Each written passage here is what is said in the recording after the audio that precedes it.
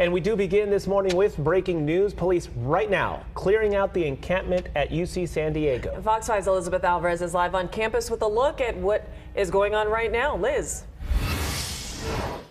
They are cleaning out the encampment as well as taking people into custody. We have many pro-Palestinian protesters, many of whom have been here for several days now, being taken into custody. Officers here on the scene telling us that many of these folks have resisted clearing out this encampment that UC San Diego has said from the beginning was in violation of campus policy, though the university has been very forward and straightforward with the fact that they support the right to free speech. An encampment, however, is against campus policy. So what you're looking at here is the activity as we move in, and I'll have our photographer David show you that group of officers that you see that are dark. We've got a number of UC police officers, CHP, as well as the San Diego County Sheriff deputies out here.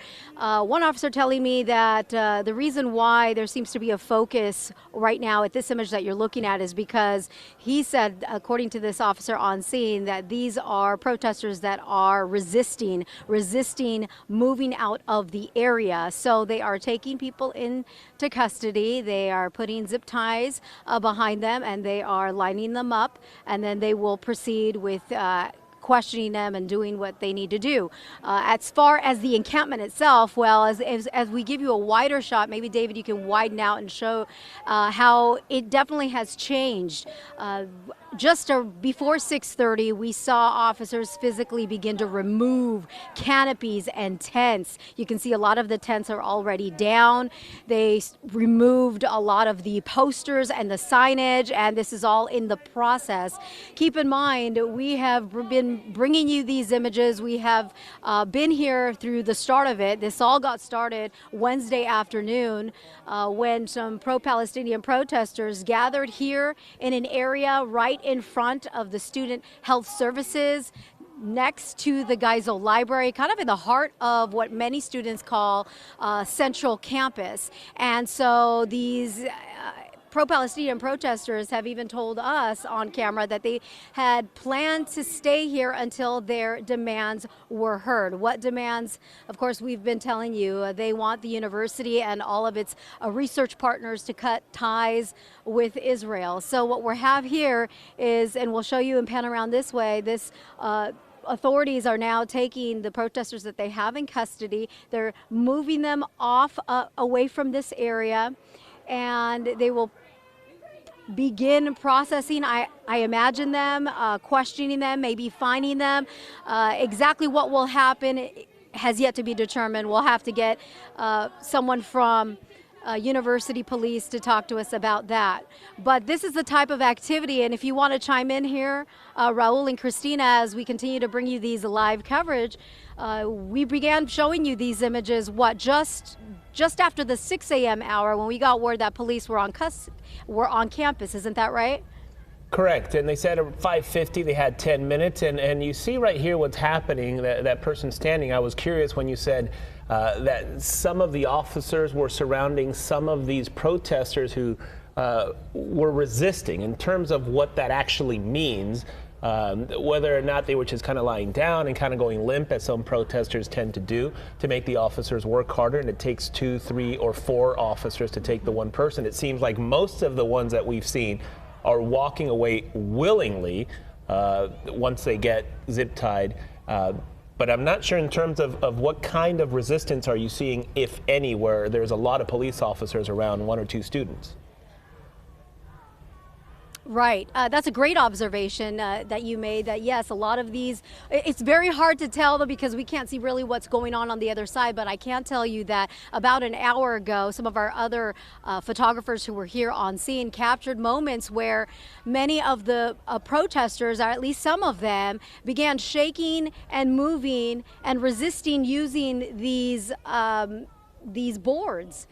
They use these boards they had for several days, kind of use them as a shield. And there was a moment there where things got a little bit intense, where some of the protesters kind of began pushing back from the officers. We'll see if we can maybe turn that footage around for you. But as far as right now, you know, this is a situation where, you know, police are trained in how to deal with these protests, right? So perhaps time is on their side, is what they'll tell you. Many of these officers will tell you, we're trained, time is on our side. Many of these officers are trained to take this, you know, looking at this and dealing with this in a patient approach, unless there's an act of aggression. At least that's in prior reporting and in similar instances, that's what they'll tell you. Now, what you're looking at here is, officers, and if you look closely, and now that I'm getting a better vantage point, if we zoom in a little bit, David, you'll see there are a cluster of protesters, right? They are arm in arm, elbow to elbow, and it looks like they just do not want to move. So what we're observing are officers standing there, and we've got a little bit of a they have to break it up. A scuffle of some sort. We got some movement, but it's really hard to say and see because of these officers that are lined up and positioned in the way they are. And what this exactly is the most is happening, but clearly moments of. This is the most resistance that we've seen so far, with the arms linked like that in that small little cluster. And at one point there, the officers just decide, okay, we're going to go in and almost in a tackle formation, can kind of break them up. And they took one or two, but there's the one protester still there and linked and making gestures with his arm, also almost as if, I mean, we can't hear it, but almost like if he's saying something or chanting something almost in the way his body language is, and he's speaking. Not sure if he's speaking to the fellow protesters that he's linked arms with, or if he's saying something to the officers. But they obviously, when they rushed in that moment, they took, I believe, one or two of the protesters away, right? And something else that we've seen, Liz, as we were taking live pictures in the earlier hour, we also saw officers up on the rooftops. Again, they're obviously taking every safety precaution needed. If they were ever needed at that point. But like you mentioned, it does get tense at some moments. I know we're trying to zoom in here. There we see them. It looks like, well, I can't see which law enforcement department that is. Right, it looks like, sure, we do have law enforcement up on the rooftop here at this is the Student Health Services building. So clearly there was a plan in place, as there normally is, for the safety of not only those on campus, but also for the safety of those who are trying to exercise their right to free speech. Now, as we widen out a little bit, it appears that most of the protesters are either off the property, off of this encampment, or have been taken into custody, because if we pan this way to our left, you'll see just a lot of empty tents, empty canopies. There's a lot of trash on the floor. Remember, this encampment has been set up since Wednesday. So, you know, we do know that this morning, UC San Diego issued an alert. They have closed the west side of the campus. They've actually had instruction go virtual or go remote. Many of the employees, if they are not essential employees on the west side of campus, are being told not to come to the campus, to work remotely if at all possible. So clearly there was a plan in place where the authorities and the university administration knew what was going to happen. Of course, and you're seeing that plan come into fruition. Exactly, and they knew, and just erring on the side of caution should anything happen. It's best to not have any of the people not involved in the protest, just avoid the area altogether, which is what we're seeing, which is good. And then you have all this police presence, and I was kind of taken here by that moment where one of the protesters being taken away and may have said, oh, I don't have my glasses on. So the officer gently put the glasses back on her face. So there's that tact that is being had here in terms of removing these protesters from there and keeping it as peaceful as possible and not hurt anyone. That's kind of the goal, just to clear it out and everybody kind of stay safe. And something else, Liz, that we noticed is that we see a lot of the students that are being removed from the encampment here. And then there were, you know, a couple that, at least from what I could see from our vantage point, they didn't appear to be students. Of course, I could be wrong, but I think that's one of the main questions, is how many of these protesters are actually UC San Diego students? That's a great question. In our reporting, when we were here late last week, we asked that very question to one of the organizers. Now, the organizer telling us that the students who were camping out were either graduate students, current students, or alumni. But there's a big question as to, well, you know, is that true? Now, over the weekend, we saw hundreds more join in this or pro-Palestinian protest, this anti-war protest.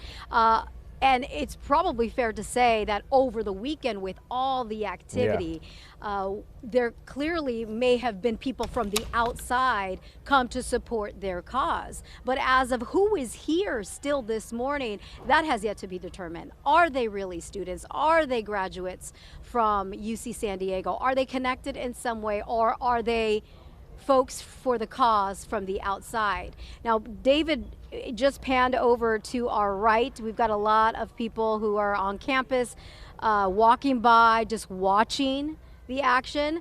Perhaps they were part of the protesting that took place and decided, okay, time to go. Let me move off to the side and see. But here we have our law enforcement, and this is CHP. We have some of our CHP officers moving out. As you can see, they're in their tactical gear, which is standard protocol when responding to an incident like this. But for the most part, at least at this hour, it appears that most of the protesters have either dispersed or have been taken into custody. What's yet to be determined is what will happen to them, if they will be fined or released, if there are any charges of any sort. And then, of course, the cleanup of this lawn area here, well, that's a whole nother story and a whole nother process, guys. And Liz, we do know that the chancellor there at UCSD, Chancellor Khosla, had actually mentioned that he was promised by the group that they wouldn't expand in terms of their footprint, how big the encampment would get, but he did estimate that they had tripled in size over the weekend. And then at that point, the chancellor said this encampment poses an unacceptable safety and security hazard on campus. Therein lies the problem. That's why the West Campus has been shut down.